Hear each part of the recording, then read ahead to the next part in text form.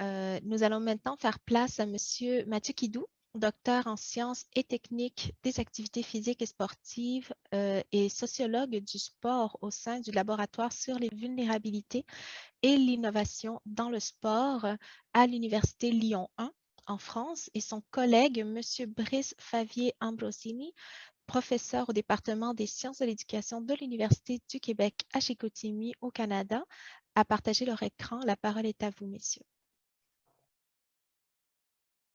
Bon, je souhaitais tout d'abord remercier les organisateurs de ce colloque, notamment Maria qui a géré la coordination, ainsi que Lucria qui a suggéré cette intervention. Donc, je vais vous faire part d'une recherche que nous avons menée à deux avec Brice Favier Ambrosini. Avant toute chose, je souhaiterais préciser le point de vue à partir duquel nous allons intervenir. Donc, nous ne sommes pas des spécialistes de l'inaction, nous ne sommes pas des philosophes. En revanche, nous menons des travaux sociologiques sur les pratiques sportives innovantes et c'est dans ce cadre-là que nous avons été amenés à croiser les postulats de l'inaction et certaines méthodologies qui en découlent. Donc, je pense qu'il est important de bien noter cet aspect-là.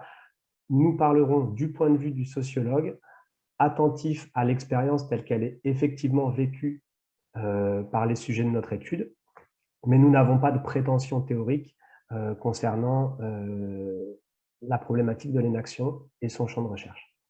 Donc, de façon assez succincte, je vais essayer de vous présenter la genèse du projet de recherche qui nous a amené à développer une méthodologie qui peut résonner avec certaines postulations de l'inaction.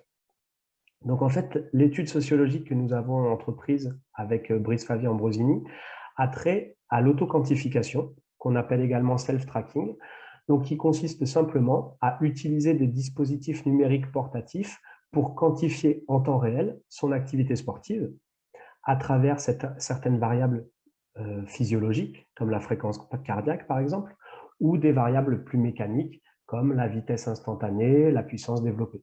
Donc, ces dispositifs de self-tracking sont largement démocratisés et sont notamment mobilisés dans des activités comme la course à pied, la course en montagne, la randonnée, le cyclisme, la natation, etc. Et donc, notre but a été d'étudier ces pratiques d'autoquantification en lien avec le concept de résonance tel qu'il a été formalisé par le sociologue critique allemand Hartmut Rosa. Donc, je rentre un petit peu dans le détail pour vraiment contextualiser la méthodologie que nous avons été amenés à mettre en œuvre. Donc, je vous ai parlé d'une démocratisation des outils de self-tracking. Depuis peu, donc disons le tournant des années 2020, on note à l'échelle mondiale un ralentissement de ce marché, voire une certaine stagnation. Donc nous, en tant que sociologues, nous avons été intéressés par cette stagnation avec une hypothèse qui pourrait être la suivante. Est-ce que cette stagnation de la vente de dispositifs de self-tracking ne serait-elle pas la conséquence de taux d'abandon particulièrement élevés? Donc ça, c'est quelque chose qui est relativement arrêté dans la littérature sur l'autoquantification, à savoir qu'un acheteur sur trois cesse d'utiliser son dispositif portatif numérique d'autoquantification au bout de 3 à 6 mois, et un utilisateur sur deux ne l'utilise plus du tout. Donc nous avons essayé de comprendre la récurrence de ces abandons qui sont massifs et précoces. Avec l'hypothèse que nous avons posée à partir d'une revue de littérature, qui est la suivante. Est-ce que finalement, ces abandons massifs et précoces de dispositifs d'autoquantification ne seraient-ils pas une réponse de la part des sujets à la dégradation de la qualité de l'expérience vécue suite à l'usage de ces outils? On pourrait également évoquer l'idée d'un échec de l'appropriation de ces outils, et pour parler dans les termes de Rosa, d'une perte de résonance, c'est-à-dire une qualité de relation au monde, à l'outil, aux objets, à l'environnement physique et à soi-même, qui serait faite d'aliénation plutôt que d'enrichissement. Donc, dans la littérature, il existe plusieurs mécanismes qui pourraient être à l'origine de cette dégradation substantielle de la qualité de l'expérience vécue sous l'effet d'une pratique sportive médiatisé par un dispositif numérique qui mesure en temps réel nos performances. Donc, je vais aborder très rapidement ces 3 mécanismes parce que c'est ceux-là qu'on va essayer de mettre en question empiriquement. Le premier mécanisme consisterait en une transformation de la dynamique motivationnelle sous l'effet de l'autoquantification. À partir d'une approche expérimentale, Etkin a par exemple montré que le simple fait de se savoir quantifier, quelle que soit l'activité pratiquée, ça pouvait être la quantification du nombre de pages lues, du nombre de pages coloriées ou du nombre de pas effectués en marche. Le simple fait de se savoir quantifier dans ces diverses activités, focaliser les sujets sur les sorties, c'est-à-dire le produit final, le rendement, l'issue de la tâche, et détourner ces sujets du processus de l'activité. Le sociologue Grandjean confirme cette tendance en disant que dans le cadre des pratiques d'autoquantification, les chiffres cessent de plus en plus d'être un moyen pour devenir un but en soi. Et donc, on ne compte plus, c'est pas le nombre de kilomètres parcourus pour agir, mais on agit pour compter ces paramètres. Et pour certains, on en vient à ne plus pouvoir courir lorsque l'enregistrement dysfonctionne. Certains pratiquants assidus de course à pied quantifiée, par exemple, ne voient plus aucun sens au fait de courir lorsqu'il n'y a pas d'enregistrement. Donc, un premier mécanisme qui pourrait avoir tendance à dégrader la qualité de l'expérience vécue, ce serait cette transformation de la dynamique motivationnelle. À savoir, on passerait de buts intrinsèques à des motivations extrinsèques. Et donc, toute l'autodétermination du sujet tendrait à être sapée par l'introduction de l'automesure. Le deuxième mécanisme aurait trait à l'introduction par l'autoquantification d'un conflit de buts pour le sujet qui générerait une sensation particulièrement désagréable et anxiogène d'urgence temporelle. Donc là, il y a une belle citation d'Artmur Rosa qui, à partir d'un point de vue philosophique, considère qu'on ne peut être en même temps en résonance et espérer encore ou déjà être autre part. Et donc pour lui, le simple fait de regarder l'heure, qu'on peut traduire par le fait de regarder sa montre, signale toujours pour lui une interruption de l'expérience résonante. Par ailleurs, l'automesure introduit une forme de compétition pour le sujet. Or, pour Rosa, il est impossible d'être en résonance et en concurrence simultanément. Donc pour lui, ce sont deux objectifs incompatibles. Donc ces deux phénomènes, d'après Rosa, empêchent que l'autoquantification soit associée à une expérience résonante, c'est-à-dire à une expérience de qualité pour le sujet qui l'éprouve. Le troisième mécanisme qui serait à l'origine de la dégradation de l'expérience vécue par l'automesure serait un phénomène de surcharge cognitive en créant une double tâche et de distraction attentionnelle. Donc le neuroscientifique et designer Norman évoque cela dans ces termes en disant que les dispositifs portatifs font perdre l'engagement corporel et émotionnel avec le monde réel. Le simple fait d'être rappelé par un message de notre montre connectée va créer un détachement, va obliger le sujet, le pratiquant, à passer sur une autre tâche et que le fait de switcher d'une tâche à l'autre va empêcher d'être pleinement conscient, immergé dans l'action présente. Donc pour lui, l'autoquantification, lorsqu'elle génère des messages impromptus, donc lorsqu'elle signale certaines données kilométriques, de vitesse ou de fréquence cardiaque, produit une interruption de la présence à l'ici et maintenant de l'expérience. Donc, en tant que sociologue, nous avons réalisé cette revue de littérature sur tous les mécanismes potentiellement délétères quant à la qualité de l'expérience vécue. Mais l'enjeu pour nous, c'était de tester ces hypothèses-là, de les mettre à l'épreuve empiriquement et d'essayer de délimiter pragmatiquement le champ de pertinence de ces différentes hypothèses. Plus particulièrement, nous avions pour ambition, modestement, d'essayer de combler deux lacunes dans la littérature sur les pratiques d'autoquantification. La première lacune, c'était une faible documentation des expériences effectivement vécues dans la pratique sportive autoquantifiée par les coureurs à pied, par exemple. Et d'autre part, une difficulté à identifier les savoirs tacites les usages quotidiens ordinaires de l'autoquantification par les sujets.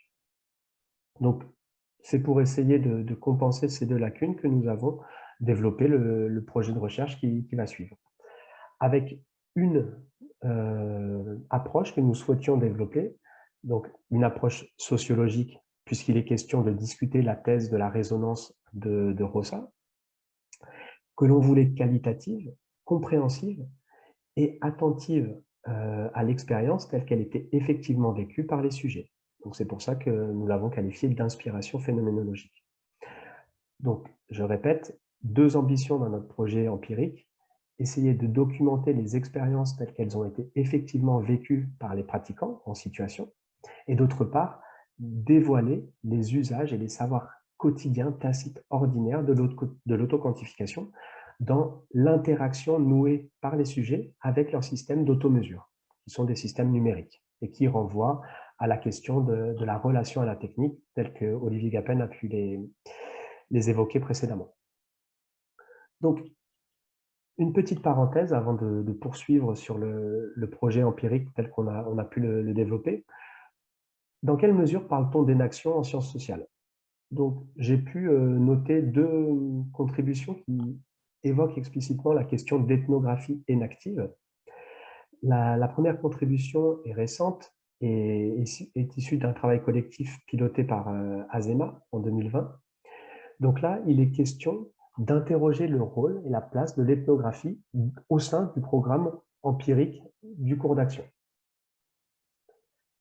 Plus particulièrement, les auteurs envisagent la possibilité de déployer une ethnographie énactive au sens de se déployant sur le fondement ontologique, sur les hypothèses du cours d'action. Pour les auteurs, l'ethnographie permet notamment de comprendre l'activité à partir des contraintes de niveau supérieur qui s'appliquent ou qui s'exercent sur elle. Enfin, pour Azema et ses collaborateurs, l'enjeu de l'ethnographie énactive, c'est d'instaurer une dialectique entre les données intrinsèques, telles qu'elles peuvent être développées par les méthodes d'entretien d'autoconfrontation, et d'autre part, les données extrinsèques, donc les contraintes extrinsèques qui agissent sur l'activité, pour favoriser cette confrontation des types de données, tout en donnant le primat absolu à l'acteur, à son activité et à son point de vue intrinsèque. Donc ça, c'est une première contribution qui évoque cette possibilité d'une ethnographie inactive. La seconde émane d'un sociologue nommé Loïc Vacan, qui propose en 2015 une sociologie de chair et de sang. Donc là, l'idée, c'est d'essayer de promouvoir pour Vacan, dans les travaux sociologiques, une conception incarnée de l'animal social, qui ne serait pas un manipulateur de symboles, mais plutôt une créature de chair et de sang, sensible, souffrante, sachant faire, sédimenter et situer. Et pour Loïc Vacan, cette conception ontologique de l'être s'applique également à la personne du sociologue, qui doit mobiliser ces différentes dimensions dans le cadre de son travail empirique. En outre, Vacan, dans son ontologie, accorde un primat au savoir pratique, au savoir tacite, au savoir dissimulé, qui est incorporé plutôt qu'à l'appréhension strictement discursive. Et donc pour lui, dans le cadre de son ethnographie inactive, il y a une méthode d'investigation qui s'avère une voie royale, qui est l'immersion. Donc, qui consiste pour le sociologue à devenir le phénomène étudié, c'est-à-dire à l'effectuer lui-même, à incorporer les schèmes de la pratique pour pouvoir en rendre compte. Et donc, c'est pour ça que Loïc Vacan propose une appréhension viscérale de l'univers étudié. Donc, il s'agit d'étudier in situ, in vivo, in actu. Le chercheur devient le phénomène étudié et c'est par cette appréhension viscérale qu'il pourra en rendre compte.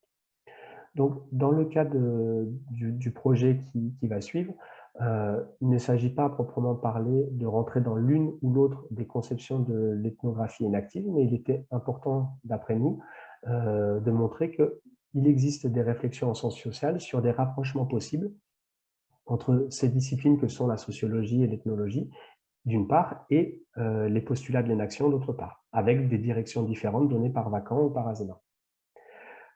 De notre côté, ce que nous avons proposé, c'est une enquête sociologique guidée par les postulats de l'énaction.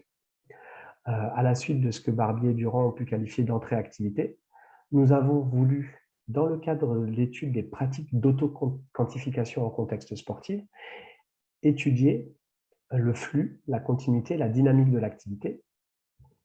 Nous avons également voulu envisager l'activité comme une totalité holistique et multidimensionnelle, faisant tenir des aspects sensoriels, émotionnels, comportementaux, perceptifs.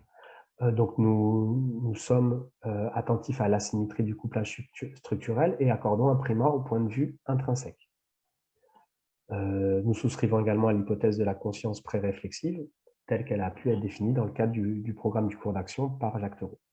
Donc, animé de ces divers postulats, voilà le protocole empirique que nous avons mis en place. Donc, nous avons travaillé sur 18 sujets qui sont des pratiquants amateurs réguliers et de longue date de la course auto-quantifiée. Donc, ces personnes pratiquent avec un dispositif d'automesure depuis parfois plus de 10 ans et se mesurent depuis parfois près de 30 à 40 ans, avec bien sûr des dispositifs qui n'étaient pas numériques initialement. Donc nous avons essayé de diversifier les niveaux des pratiquants, leur âge, leur sexe. Et donc voilà ce qui va nous intéresser, c'est le dispositif d'étude. Donc pour chacun des 18 sujets étudiés, nous leur avons demandé de réaliser 2 sessions de course dans les conditions classiques, c'est-à-dire aux mêmes horaires, sur les mêmes durées, avec les mêmes objectifs qu'habituellement. Alors, parmi ces 2 sessions, l'une était réalisée avec leur montre connectée, l'autre sans. Et ce qui constitue le cœur de notre dispositif méthodologique, il s'agissait d'auto-expliciter en temps réel, c'est-à-dire de verbaliser en temps réel, durant leurs 2 sessions de course, tout un tas d'informations qu'on verra juste après. En plus de ces 2 sessions de course avec auto-explicitation en temps réel, nous avons réalisé des entretiens semi-directifs avec chacun des 18 participants afin de documenter leur parcours sportif, leur rapport à la course à pied, à l'auto-quantification, et aussi obtenir un retour sur le dispositif d'étude auquel ils avaient été soumis. Donc voilà les consignes que nous avons données à nos 18 participants au moment de réaliser leurs 2 sessions auto-explicitées. Donc, chaque participant allait se munir d'un dictaphone et voilà ce que nous leur avons demandé. Donc, tout en continuant à courir, il s'agissait pour eux de décrire à l'oral et en temps réel ce qu'ils allaient ressentir. Donc, au moment même où un événement de conscience leur apparaissait durant l'intégralité de leur session de pratique. Donc, plus précisément, donc, ils étaient sollicités pour décrire leurs intentions, leur focalisation attentionnelle, leurs sensations, leurs émotions, ainsi que leurs pensées. Donc, nous avons bien insisté dans la sollicitation sur le fait de ne pas juger, de ne pas expliquer, mais simplement de décrire les impressions, les ressentis, les émotions, les pensées qui leur traversaient au moment même de la pratique. Nous avons bien précisé qu'il n'était pas indispensable de parler en continu, de parler en permanence, mais simplement lorsque quelque chose leur venait à la conscience. Donc, avec l'idée qu'il n'y avait pas de bonne ou de mauvaise réponse, simplement décrire ce qui était ressenti, sans expliquer, sans juger, sans savoir si c'était une bonne ou une mauvaise attitude, simplement décrire ce qui venait en conscience. Donc là, par cette consigne, l'enjeu était de suggérer aux pratiquants des catégories d'analyse, mais sans imposer un contenu. Donc c'est vraiment ça qu'il faut retenir, suggérer des catégories générales d'analyse de l'expérience et de documentation de l'expérience sans imposer de contenu. Alors pourquoi nous avons choisi ce dispositif d'auto-explicitation en temps réel qui consiste pour les sujets à verbaliser au moment où émerge un événement de conscience ce qui arrive. Tout d'abord, on peut essayer de rapprocher ça d'un protocole qui s'appelle la pensée à voix haute et qui a été mis en place par l'équipe de Amy Whitehead.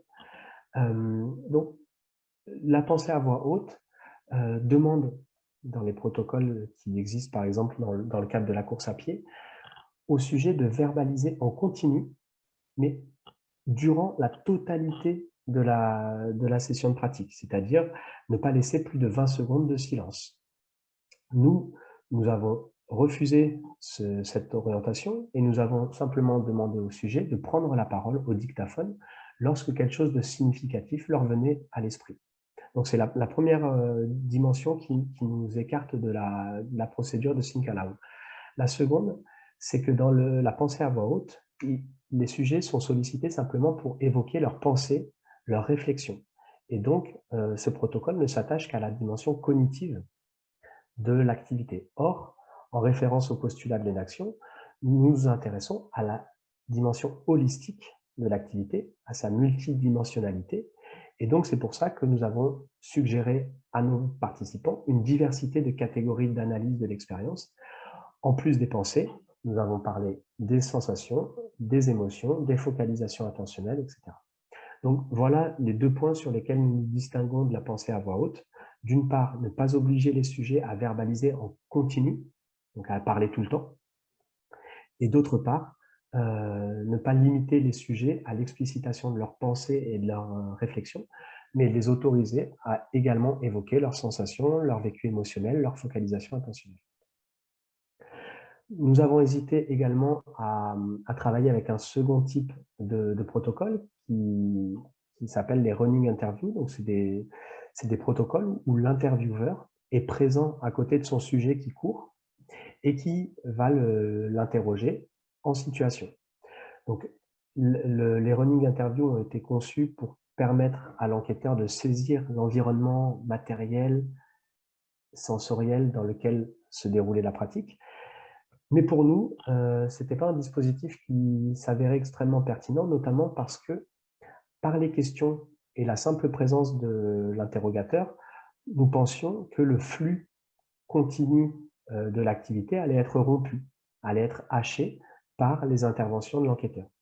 Or, conformément au postulat de l'énaction, nous souhaitions respecter la dynamique, la continuité, la notion de flux de l'activité. Donc, c'est pour cela que nous n'avons pas pratiqué les running interviews.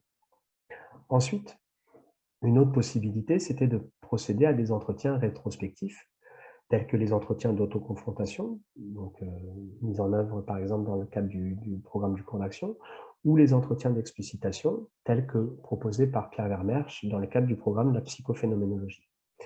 Donc, pour nous, il n'était pas du tout question de discuter l'apport immense de ces entretiens, mais plutôt de se dire, si nous essayions autre chose, si nous essayions de saisir sur le vif, sans reconstruction a posteriori, l'activité telle qu'elle émerge, sur le vif. C'est vraiment ça qui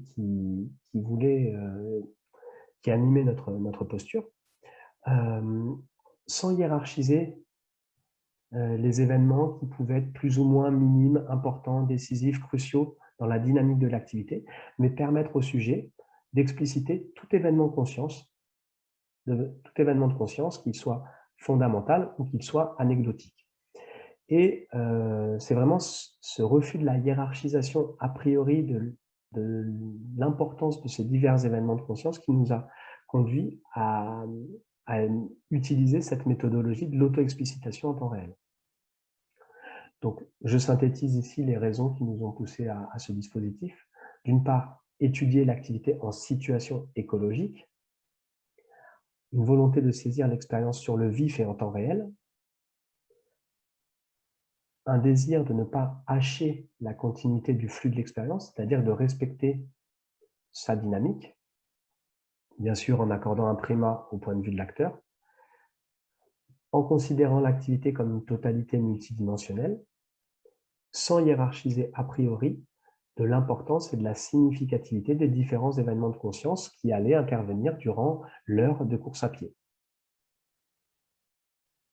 Donc, quels critères de validité poser sur ce dispositif des auto-explicitations en temps réel? Donc, pendant un temps, nous avons tenté de réfléchir à la possibilité d'utiliser le critère de la position de parole incarnée, tel que Pierre Vermersch l'utilise dans l'entretien d'explicitation, et il en fait un critère fondamental de validité. Donc, je le rappelle rapidement. Donc, il s'agit d'un moment où, durant l'entretien d'explicitation, le sujet développe une pensée reliée à l'expérience, où il évoque l'action passée à partir du jeu, donc de la première personne. Le débit de parole se ralentit. Il existe des marqueurs linguistiques pour montrer qu'on parle bien d'une action concrète et spécifique et pas de quelque chose d'abstrait et de général. Donc, ces différents indicateurs de l'atteinte d'une position de parole incarnée sont considérés en explicitation comme un critère de validité de la représentification du vécu. Dans le cadre de notre étude, nous ne l'avons pas utilisé parce que justement, dans le cadre de l'interaction avec le dispositif d'automesure, nous voulions saisir lorsque le sujet est immergé dans la situation et lorsque se crée une distance à son expérience. De la même façon, nous voulions saisir lorsque l'objet était incorporé, donc c'est-à-dire devenu transparent, ou à l'inverse, lorsque l'objet était opaque et se maintenait une distance. Donc pour nous, c'était vraiment la dynamique de fluctuation entre la présence et la distance pour le sujet à sa propre expérience qui était intéressante. Donc la position de parole incarnée s'avérait moins pertinente. Donc voilà le critère de validité interne aux auto-explicitations en temps réel que nous nous sommes donnés. Quel est le degré d'authenticité, de sincérité, de confiance que les pratiquants accordaient au moment de réaliser ces auto-explicitations? Et plus particulièrement, est-ce que les sujets s'auto-censuraient dans les événements de conscience qu'ils allaient verbaliser? Donc, dans les 18 participants qui ont été sollicités, donc c'était des personnes de notre réseau, à Brice ou à moi-même. Alors, tantôt des amis, tantôt des voisins, tantôt des collègues, mais dans tous les cas, des personnes que nous connaissions à l'avance. Et ce critère est très important parce que ça participe d'une confiance dans l'expérimentateur et donc dans l'absence d'autocensure. Donc, par exemple, les sujets n'ont pas hésité à nous faire part de problématiques un peu intimes liées à des considérations un petit peu personnelles, comme par exemple Vladimir qui nous dit là, il faut vraiment que je m'arrête pour faire la pause pipi parce que j'ai des soucis d'infection urinaire qui traînent encore, c'est pas bon de se rapprocher des 40 ans, des douleurs partout. Paula, de son côté, nous dit bon, bah, j'ai une bulle d'air coincée dans l'œsophage, il ne faudrait pas que je fasse un vieux rot, donc c'est ces mots dans le dictaphone. Donc tout ça, c'est durant les auto-explicitations. Cédric nous dit qu'il est sur le point de vomir, quand Carole nous dit qu'elle va faire un moment très élégant de se moucher avec sa manche.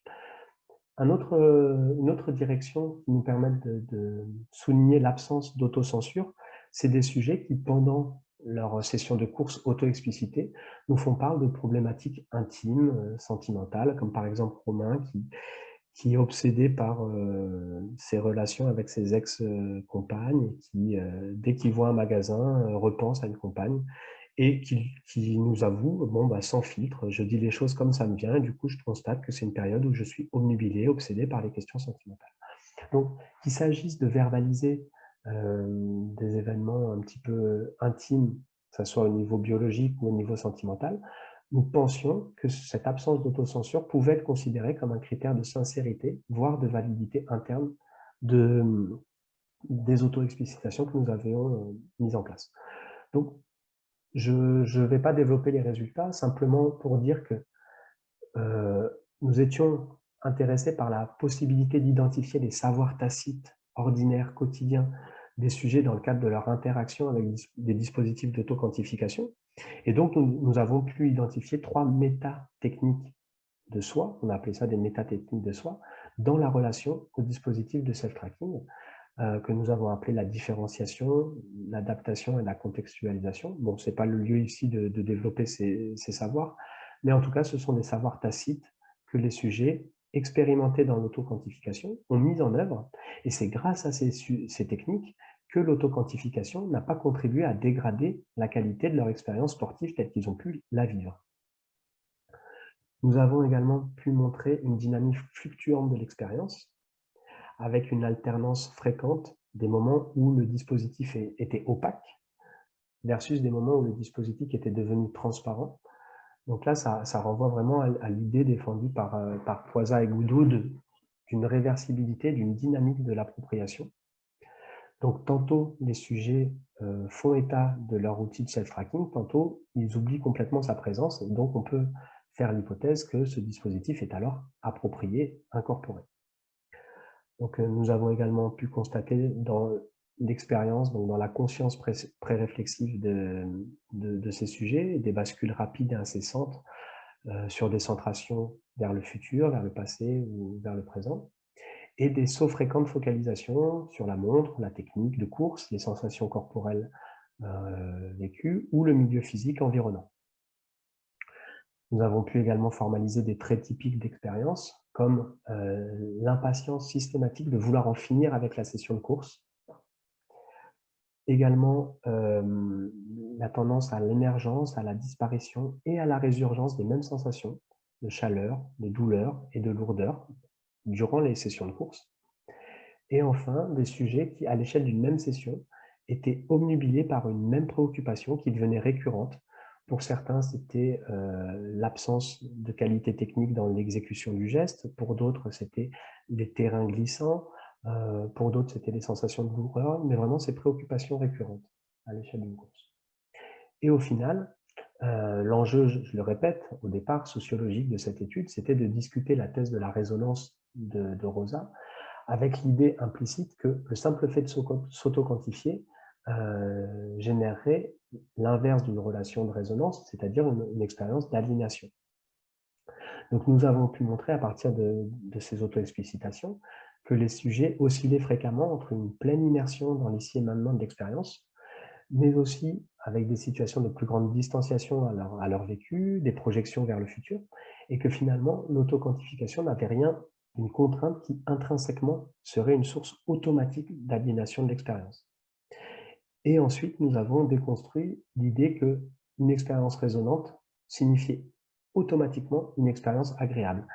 Nous avons montré dans notre étude qu'il était possible d'être en résonance avec son expérience tout en vivant des expériences plutôt inconfortables, voire désagréables, mais en étant pleinement immergé dans ces sensations inconfortables et désagréables. Alors, ce qui est peut-être le plus important pour le cadre du colloque qui nous relie, c'est le retour critique que nous avons pu faire sur cette méthodologie. Donc, d'une part, en premier lieu, nous avons bien conscience que le fait de faire disparaître l'enquêteur des situations investiguées n'avait pas pour conséquence d'éviter toute transformation de l'expérience. Le dispositif qui consiste à verbaliser en temps réel ses sensations, ses émotions, ses pensées, a transformé l'expérience documentée par les sujets. Et ce dispositif, il a transformé cette expérience à de multiples niveaux.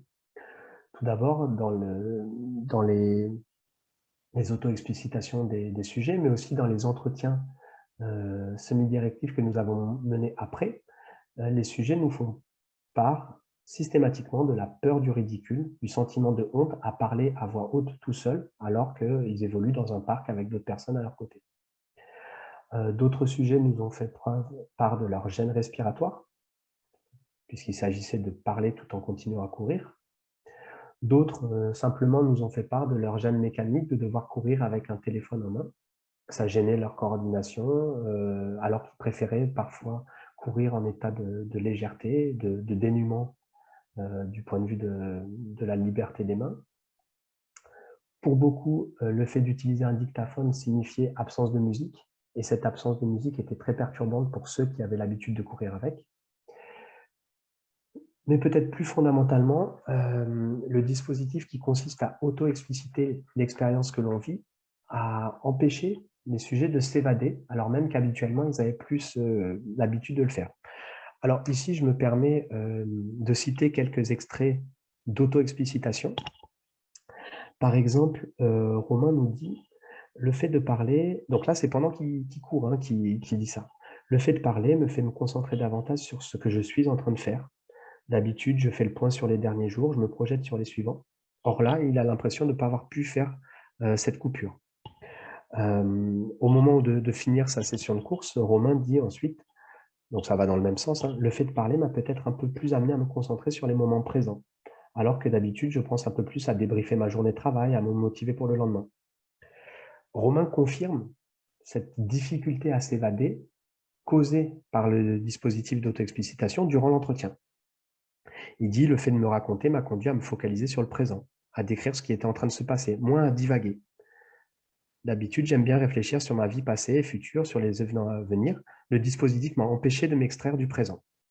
Donc le dispositif surfocalise le sujet qui est romain dans le présent. Nicolas partage globalement le même avis. Donc, durant l'entretien, il nous dit, non, pardon, durant l'auto-explicitation, il nous dit: «C'est marrant, j'ai vraiment l'impression de ne pas réussir à passer à autre chose. Je reste plus concentré sur ma course, ma foulée. Je suis assez perturbé par le fait de devoir raconter ce que je pense. Habituellement, j'ai aussi la musique qui me transporte un peu vers des émotions, des souvenirs, des projections. Là, je reste plus concentré. Je n'arrive pas à penser à autre chose. Je suis plus concentré sur ce que je fais.» Euh, donc, je vais citer un dernier extrait qui va dans ce sens. C'est Manu qui nous dit je me disais que c'était intéressant de verbaliser, mais quand tu surintellectualises quelque chose, au bout d'un moment, tu n'es plus trop dans ta course et dans ce que tu veux faire. Tu essayes de te comprendre et de t'auto-psychanalyser, et je ne suis pas un grand fan de la psychanalyse. Ça me demandait d'être sursensible au moment, et donc parfois, dans ce que j'ai pu dire, je m'embarquais dans mon propre verbiage. J'ai eu tendance à certains moments à créer une hypersensibilité autour du truc, donc de la course à pied, alors que j'étais simplement en train de courir. Je n'aurais pas cherché à intellectualiser avec ce degré de précision et de sensibilité. Cela reste habituellement infraconscient, ce qui peut avoir un intérêt pour l'entraînement. Un dernier sujet nous dit « Le dispositif a changé mes contenus de conscience, une hyper-concentration sur une expérience pas tout à fait ordinaire. » Et de poursuivre pour ce même sujet, parler sur la course, ça capsule un peu. Ça m'arrive parfois de dériver complet, d'être sur un argumentaire précis pendant 20 minutes, et là, ça lui a moins permis de se livrer à ce genre d'évasion. Donc, au final, le dispositif que nous avons mis en place, alors même que nous souhaitions faire disparaître l'enquêteur, a eu un impact sur la transformation de l'expérience. On pourrait appeler cela un effet auto-observateur. Donc, Bohr a parlé de l'effet observateur en physique, Georges Devereux a parlé de l'effet observateur dans les sciences du comportement. Ici, la disparition de l'enquêteur a paradoxalement donné lieu à un effet auto-observateur, c'est-à-dire que l'expérience a été transformée par le dispositif d'auto-explicitation. Alors pour nous, le fait que l'expérience vécue par le sujet ait été transformée par le dispositif n'est pas une source de désespoir. Nous souscrivons en cela à la thèse de Georges Devereux.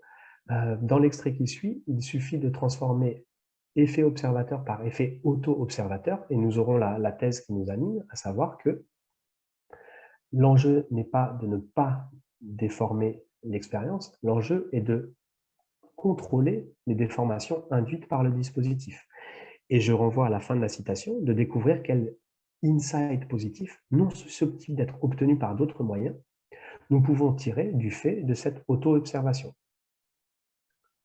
Donc, bien sûr, le contrôle de ces déformations a été rendu possible par les verbalisations de nos sujets qui, du fait d'une confiance avec les enquêteurs, ont osé dire en quelle direction le système d'enregistrement avait perturbé leur expérience, l'avait transformée. C'est grâce à eux que nous avons pu exercer un contrôle des déformations produites. Donc, bien sûr, il existe des axes pour améliorer cette méthodologie. Donc, d'une part, renforcer la connivence entre les enquêteurs et les enquêtés, ça c'est indispensable pour ce critère d'absence d'autocensure. Ensuite, il s'agissait d'optimiser et d'homogénéiser l'ergonomie du dispositif. Pour certains, c'était un dictaphone accroché sur le col, pour d'autres, c'était le téléphone portable. Pour d'autres, le dispositif a vraiment été perturbant par l'absence de musique parallèle. Donc, il faut fournir un dispositif clé en main permettant d'améliorer l'auto-explicitation. Et enfin, peut-être envisager une formation à l'auto-explicitation avec quelques sessions de courses d'entraînement qui ne sont pas traitées dans l'analyse empirique, qui permettraient au sujet de se sensibiliser et d'enlever les sentiments de honte et de transformation de l'expérience. Donc ça, c'est des axes d'amélioration du dispositif. Pour finir, j'aimerais simplement envisager les types de relations à instaurer avec les autres dispositifs méthodologiques. Donc d'une part, une relation de complémentarité. Donc nous avons essayé d'introduire une confrontation entre les auto-explicitations en temps réel et les entretiens semi-directifs pour permettre une validation externe de notre dispositif et pour permettre au sujet de revenir sur l'expérience qu'ils avaient vécue. Et nous sommes actuellement en train de mettre en place un projet d'articulation avec des entretiens d'explicitation. Plus précisément, l'auto-explicitation permettrait de repérer des événements saillants de la dynamique de l'expérience, et ces événements saillants seraient ensuite approfondis dans leur vécu et dans la microdynamique de l'expérience via l'entretien d'explicitation.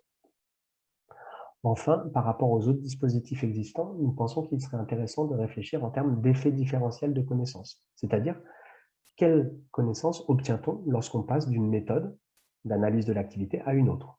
Donc, conformément à ce que dit Lahir dans le domaine de la sociologie, il ne s'agit pas de vanter les mérites et la supériorité d'une méthode par rapport à une autre.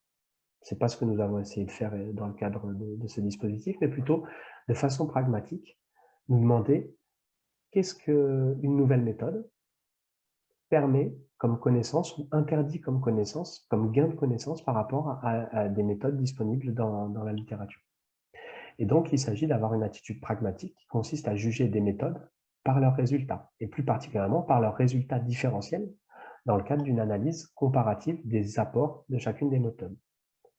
C'est dans ce sens qu'il nous semble intéressant de confronter la documentation de l'expérience vécue dans le cadre de la pratique sportive quantifiée entre l'auto-explicitation et les entretiens d'autoconfrontation. Les traces de l'activité qui pourraient être utilisées dans le cadre des entretiens d'autoconfrontation sont nombreuses. Un graphe, par exemple, de la dynamique des états affectifs, une trace GPS, l'évolution de la fréquence cardiaque, un graphe qui permettrait d'étudier la présence-absence du dispositif. Donc, tout un tas de traces qui permettraient de mener des entretiens d'autoconfrontation.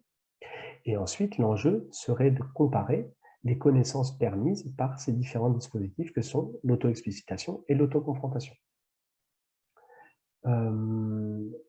Pour conclure, donc là, nous avons réalisé à ce stade une analyse qualitative des matériaux obtenus par auto-explicitation. Nous sommes en train de passer à un stade d'analyse quantitatif où l'enjeu est de coder chaque unité de signification, d'une part de par sa nature, mais aussi de par sa valence émotionnelle, positive, neutre, négative, et son orientation temporelle vers le présent, le passé et le futur. Et l'idée est de comparer ces différentes unités de signification que les sujets ont vécues dans le cadre de courses avec outils de self-tracking versus dans le cadre de courses sans outils de self-tracking, pour essayer de mesurer systématiquement l'influence de l'outil d'automesure sur la dynamique de leur expérience vécue. Ensuite, nous pensons qu'il pourrait être intéressant, pour conclure, d'utiliser ce dispositif de l'auto-explicitation pour questionner des thèses philosophiques qui ont été menées, par exemple, par Leblanc sur la nature de l'expérience vécue en course à pied, et là, d'utiliser notre dispositif empirique de l'auto-explicitation pour les mettre à l'épreuve empiriquement. Voilà, je vous remercie de votre attention et je suis disponible pour tenter de répondre à vos questions, et Brice m'accompagnera dans cette tâche. Merci beaucoup.